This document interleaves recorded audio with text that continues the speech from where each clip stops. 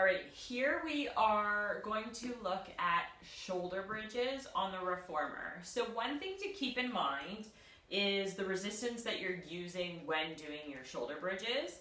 The more resistance, the more supportive the exercise is. The more resistance that you take away, the more challenging it is going to be, specifically for the hamstrings. So if you are someone who is cramping a lot when you're doing your hamstring curls, I would recommend adding on more weight and then building from there.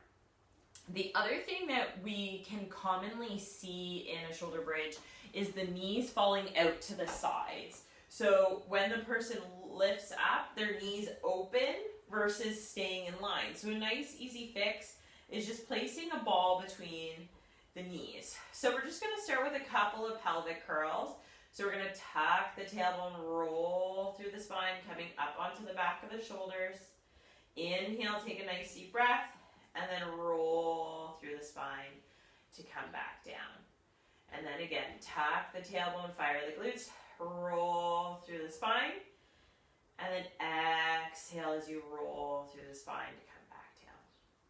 So on the next one, we're going to stay up, and we're going to hold that shoulder bridge. So we want to make sure knees, hips, shoulders are a straight line. So we don't want to be breaking at the hips.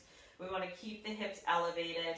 And then from there, you're going to press the carriage out and then pull the carriage in. Think about pulling the heels towards the sit bones as you pull the carriage in. And you might even feel like you're lifting your hips up as you pull the carriage in towards the stopper. And then when you're done, you're going to roll through the spine, stay wide across the collarbones, articulate through the spine as you lower down. To also work on the hamstrings and the glutes, you can do a single leg lift. So we're concentrating on keeping the carriage in at the stopper. So we don't want any movement. We're going to keep the free leg, the knee directly over the hip. We want to think about pulling the carriage in towards the stopper. So I'm going to press into the back of my arms and my shoulders, lifting up and then lowering down, focusing on pulling that heel towards the sit bone. If I'm not pulling that heel towards the sit bone, I'm more likely to open up the carriage when I'm coming up. So same thing on the other side.